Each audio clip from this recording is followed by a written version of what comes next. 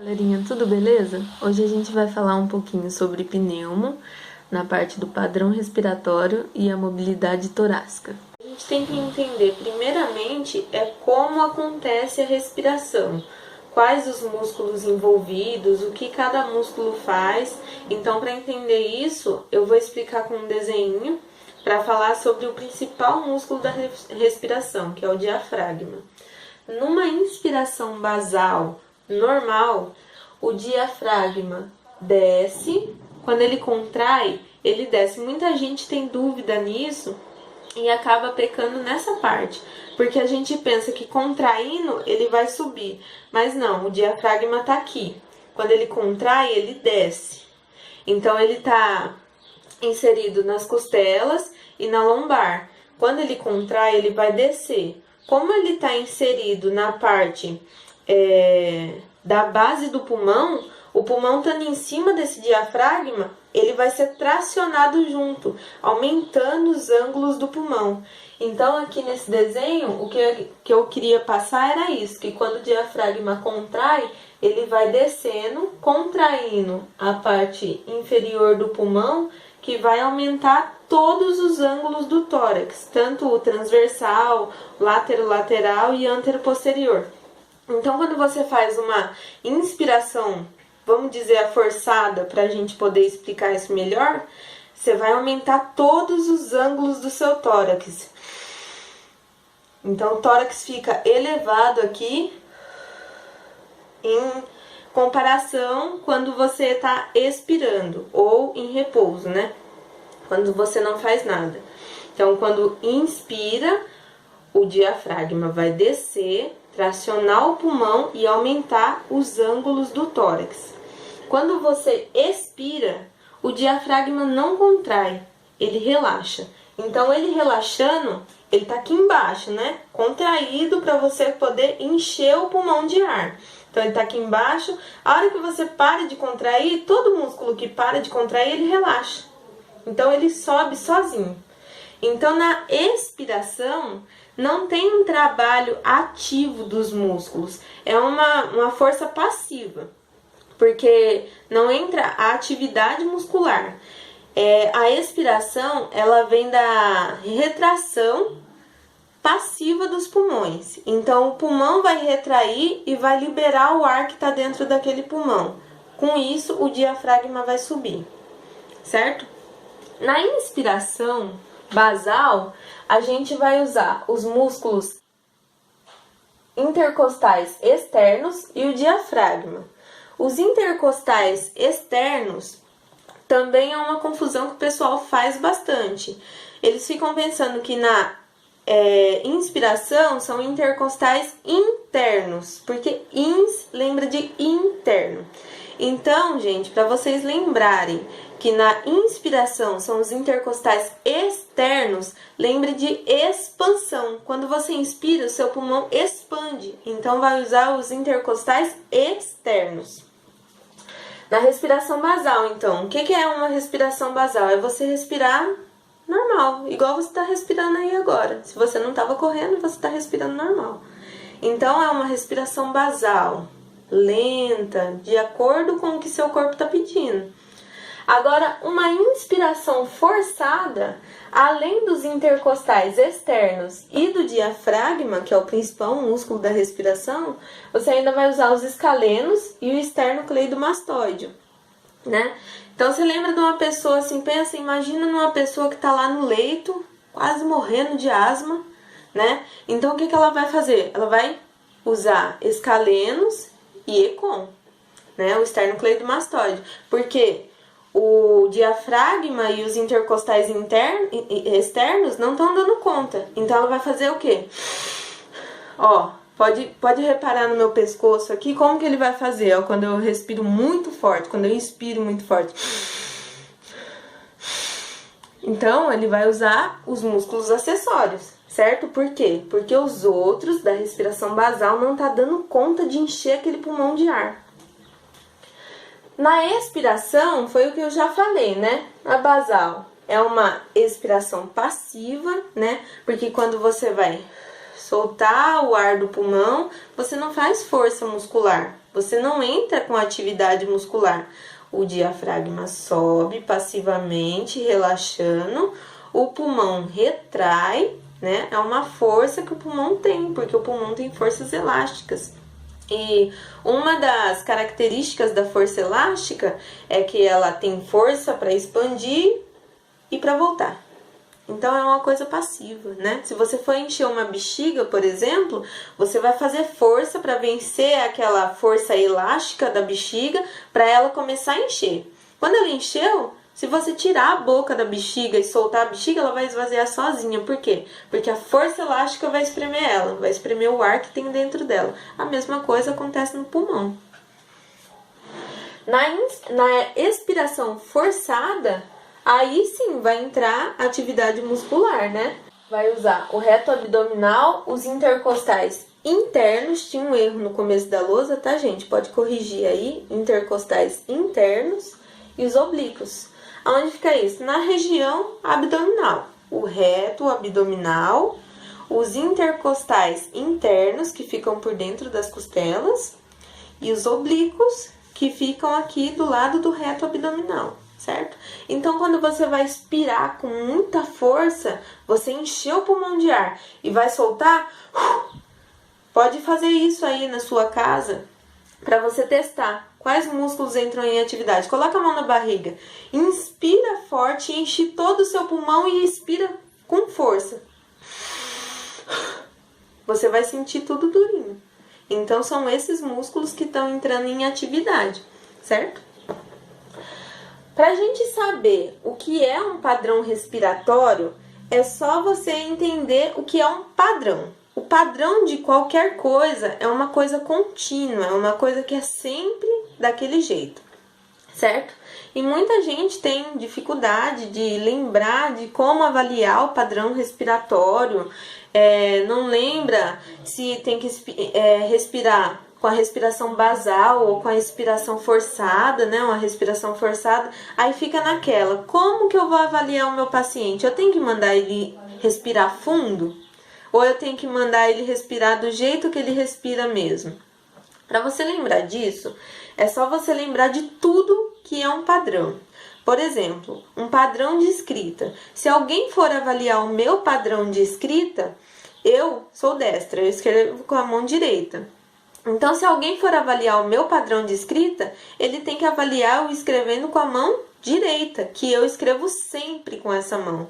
Se alguém vier e falar assim, ó, vou avaliar o seu padrão de escrita e mandar eu escrever com a mão esquerda, ele avaliou o meu padrão de escrita? Claro que não, eu nunca fiz isso. Então, a minha letra vai sair totalmente diferente do que com que eu escrevo com a mão direita. Então, para você avaliar o padrão respiratório do paciente, você tem que falar para ele respirar do jeito que ele sempre respira, é o padrão dele. Entendeu? São os movimentos que o corpo dele faz quando ele respira normal, entendeu? Então, é uma respiração basal que você tem que falar para o seu paciente fazer. Temos um índice diafragmático que mostra, né, sobre continhas, que mostra qual é o tipo de padrão respiratório do seu paciente. Então, se ele der um padrão respiratório abaixo de 0,4, eu vou mostrar como que mede depois, mas abaixo de 0,4, ele tem um padrão costal. Então, ele respira aqui em cima, ó. Ele tem um padrão costal. Se ele for de 0,4 a 0,6, ele respira com os dois, né? Se ele for um padrão abdominal, vai ser maior que 0,6. Ele respira aqui, ó, no abdômen. Entendeu? Então, essa conta aqui, ó, é o índice diafragmático, mas a variação da cirtometria abdominal dividido pela variação da cirtometria abdominal mais a variação da cirtometria torácica, né? Você vai medir aqui na linha axilar e na linha umbilical, certo? Então, como que a gente vai medir isso? A gente vai pegar uma fitinha, né? Uma fita métrica. O bom é que seu paciente esteja ou de top ou com uma camisa coladinha. Aqui eu não vou conseguir fazer isso direito porque eu não tô com a camisa coladinha. Mas dá pra mostrar. Passar pela axila do seu paciente, debaixo da axila. E vai medir aqui o quanto varia. Peraí que eu vou mostrar pra vocês.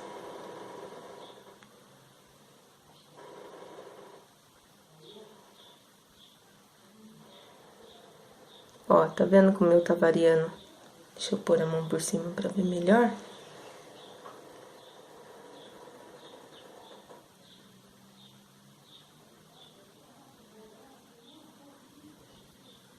Tava variando quase 1 centímetro, mas é porque eu tô falando aqui, né? Tô expondo e mexendo com os braços, então a minha respiração vai ficar mais alvoroçada.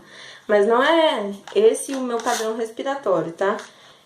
Só mostrei como que mede pra vocês. Eu já até fiz a continha ali pra mostrar pra vocês como que vai ficar essa conta pra gente aplicar aqui nessa base aqui, né? Então, aqui variou 1 centímetro. Aí a gente vai ter que ver quanto varia aqui, na linha umbilical. Então, vou aproximar aí de novo para vocês verem.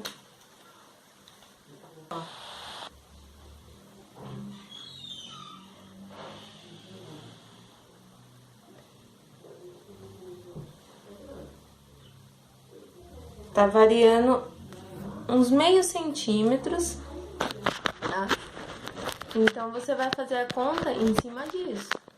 Você vai colocar aqui no delta AB, que é a variação abdominal. Delta AB.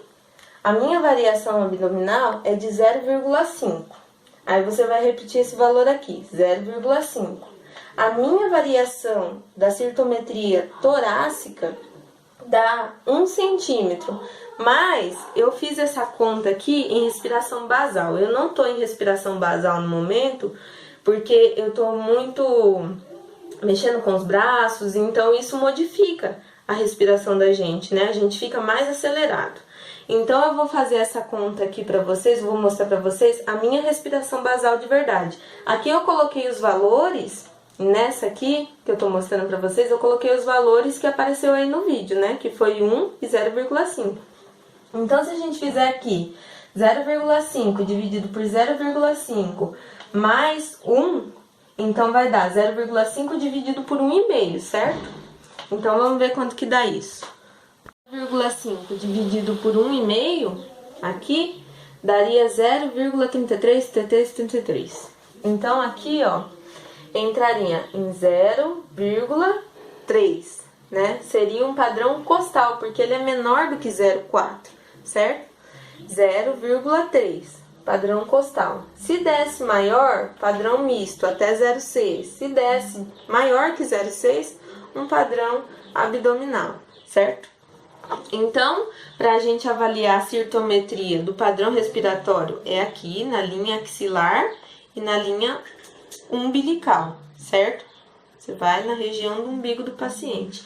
E daí, gente, vocês têm que tomar cuidado para não colocar o dedo de forma que trave a fita. Você tem que dar essa mobilidade, né, para a fita escorregar conforme o seu paciente vai respirando, porque senão vai dar modificado, tá? Sabe, o que é normal, a gente consegue falar do que é patológico, né? Do que é as doenças, né?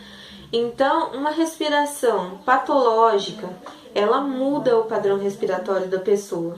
Uma respiração patológica, por exemplo, a gente, normal, a gente não tem doença nenhuma, então vamos pensar numa pessoa que não tem nenhuma patologia. Quando ela inspira, o diafragma desce. Uma pessoa que tem uma patologia, quando ela inspira, o diafragma sobe. Então, faz ao contrário, né? É o processo inverso. Quando a gente, normal, que não tem nenhuma patologia, expira, o diafragma vai subir sozinho, se retrair, né? Por passividade.